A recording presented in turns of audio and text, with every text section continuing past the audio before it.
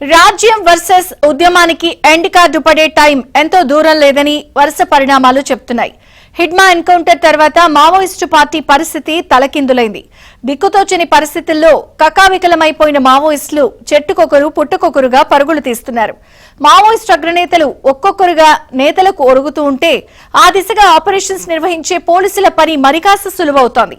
ఈ యుద్ధం చివరిదాకా కొనసాగుతుందని ప్రకటించిన భద్రతా దళాలు తమ పనిని వీరోచితంగా కానిచేస్తున్నాయి.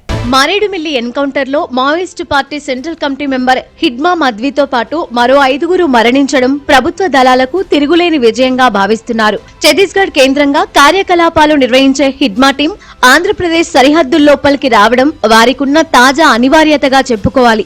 ఇటీవలి కాలంలో కీలక నేతలు నేలకొరిగిన నేపథ్యంలోనే అత్యంత పకడ్బందీ వ్యూహకర్త హిడ్మా కూడా ఎన్కౌంటర్ కావడంతో ఇక మావోయిస్టు పార్టీ ఉనికి నామమాత్రమేనని చెప్పుకోవాలి. మావోయిస్టు పార్టీ కేంద్ర కమిటీ కార్యదర్శి దేవ్జీ తమ అదుపులో ఉన్నాడని జరుగుతున్న ప్రచారాన్ని ఇంటెలిజెన్స్ చీఫ్ లడ్డా ఖండించారు. తమ అదుపులో ఆయన లేడని, ఆయన ఏపీకి వచ్చేందుకు చేసిన ప్రయత్నంలో భాగంగానే ఆయన ప్రొటెక్షన్ టీం ముందుగా వచ్చి ఇక్కడి పరిస్థితులను అధ్యయనం చేసి ఆ తర్వాత ఆయన వచ్చేందుకు మార్గం సుగమం చేసే పరిస్థితి ఉందని వివరించారు.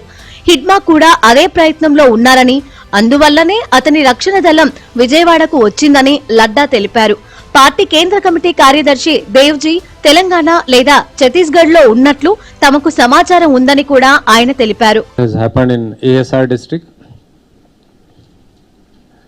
దానిలో మీకు ఆల్రెడీ డీటెయిల్స్ తెలుసు.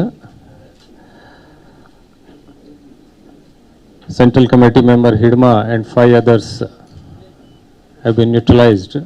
మిగతా నాయకుల్లాగా కాకుండా ఆదివాసీల నుంచి ఆదివాసులో పుట్టి ఆదివాసులో పెరిగి ఆదివాసీ జీవిత అనుభవం ఉన్నటువంటి లోకల్ లీడర్ ఒకరు ఒక అగ్రస్థానానికి చేరుకున్నాడు.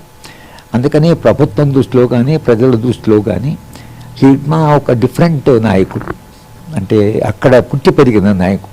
చాలా కాలంగా ఈ ఉద్యమం మీద ఉన్న విమర్శ ఏమిటంటే అంత బయట వాళ్ళు, తెలుగు వాళ్ళు లేకపోతే అప్పర్ కాస్ట్ వాళ్ళు వచ్చారు, ఏం నాయకత్వం ఇది, బయట అగ్ర నాయకత్వమే ఈ పార్టీలో నాయక, ఈ పార్టీ మిగతా పార్టీ కంటే ఎట్లా భిన్నం అనేటువంటి ప్రశ్న ఒకటి వచ్చింది. ఇవాళ హిడ్మా అనేటువంటి వాడు ఈ ప్రశ్నలన్నిటికీ జవాబుకు వచ్చాడు.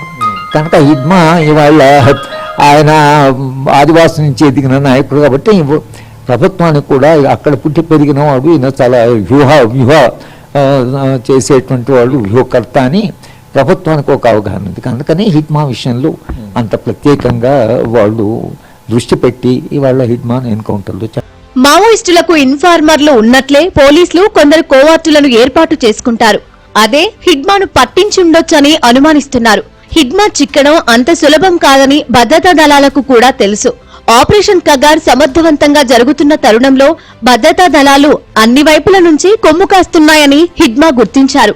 హిడ్మా చిక్కడం వెనుక 2 కథనాలు వినిపిస్తున్నాయి. లొంగిపోయేందుకు సిద్ధంగా ఉన్నట్లు ఇటీవలే ఆయన మీడియా ప్రతినిధులకు ఒక లేఖ రాసినట్లుగా చెబుతున్నారు. ఛత్తీస్గఢ్ లో లొంగుబాటు కష్టమని, ఏపీలో ఆ పని చేసే వీలుందని గ్రహించి హిడ్మా ఇటుగా వచ్చారని, ఈలోపే భద్రతా దళాల ఎన్కౌంటర్ లో చనిపోయారని చెబుతున్నారు. హిడ్మా ఛత్తీస్గఢ్ సరిహద్దులు దాటి ఏపీలోకి వచ్చినట్లుగా ఎవరో కోవర్టులు లీక్ చేసి ఉంటారని కూడా భావిస్తున్నారు. అది కాకుండా మరో వాదన కూడా ప్రచారంలో ఉంది. హిడ్మా దేశం విడిచి శ్రీలంక పారిపోయే ప్రయత్నంలో ఉన్నారని భద్రతా దళాలకు ఉప్పందిందట. కాకినాడ పోర్టు గుండా గుట్టుచప్పుడు కాకుండా శ్రీలంక చేరితే ఇక హిడ్మాను పట్టుకోవడం ఎవరి తరం కాదని, తమ నాయకుడొకరు సేఫ్ గా ఉంటారని మావోయిస్టు పార్టీ భావించింది. అంతలోనే సమాచారం లీక్ కావడంతో హిడ్మాను ఎన్కౌంటర్ చేశారు. మరోపక్క ఛత్తీస్గఢ్ లో భారీ నిఘా పెరిగింది. దాంతో మావోయిస్టులు సేఫ్ జోన్ కోసం వెతుక్కునే క్రమంలో మారేడుమిల్లి కొంత సురక్షితంగా ఉంటుందని భావించారు. కాకపోతే ఎంటర్ కాగానే అక్కడ కాచు కూర్చున్న ఏపీ పోలీసులు తమ తుపాకులకు పని చెప్పారు.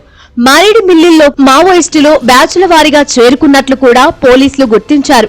అందుకే హిడ్మాను చంపిన మరుసటి రోజే భారీ ఎన్కౌంటర్ లో 7గురు మావోయిస్టులు చనిపోయారు. వారిలో జోగారావు అనే కీలక నేత కూడా ఉన్నారు. వరకు వచ్చిన సమాచారం ప్రకారం మార్నింగ్ అరౌండ్ 6:37 మధ్యలో ఒక ఎక్స్చేంజ్ ఆఫ్ ఫైర్ అయింది in continuation with yesterday's operation. So దానిలో 7 మావోయిస్ట్ చనిపోయారు ఇప్పటి వరకు మాలో ఫీల్డ్ నుంచి చెప్పిన ప్రకారం.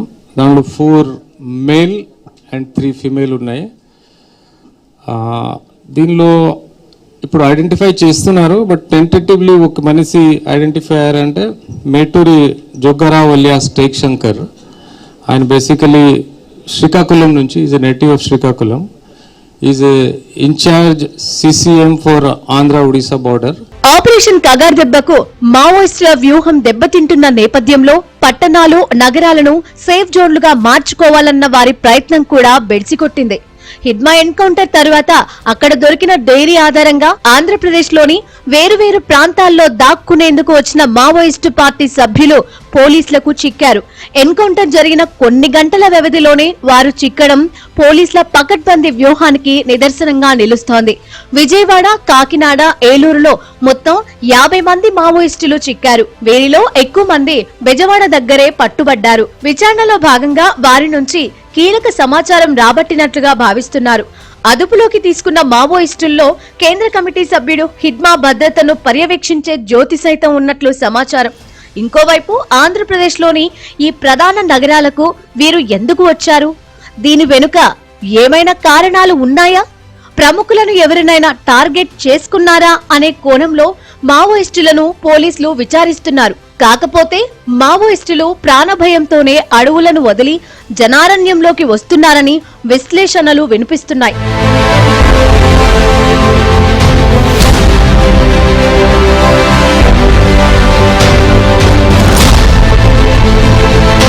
ఒకప్పుడు మావోయిస్టు వర్సెస్ భద్రతా దళాల యుద్ధం చాలా ముతకగా ఉండేది. కాల్చుకోవడం, చంపుకోవడం, ఇన్ఫార్మర్ల వ్యవస్థతో సమాచారాన్ని పొందడం మాత్రమే జరిగేది. ఆపరేషన్ కగార్లో భాగంగానూ అంతకు ముందు జరిగిన 1-2 ఆపరేషన్లలోనూ రాజ్యం తన వ్యూహాన్ని మార్చేసింది. ఆధునిక టెక్నాలజీని ఉపయోగిస్తూ మావోయిస్టుల ఉనికిని కనిపెట్టి వారిపై దాడులు చేసింది.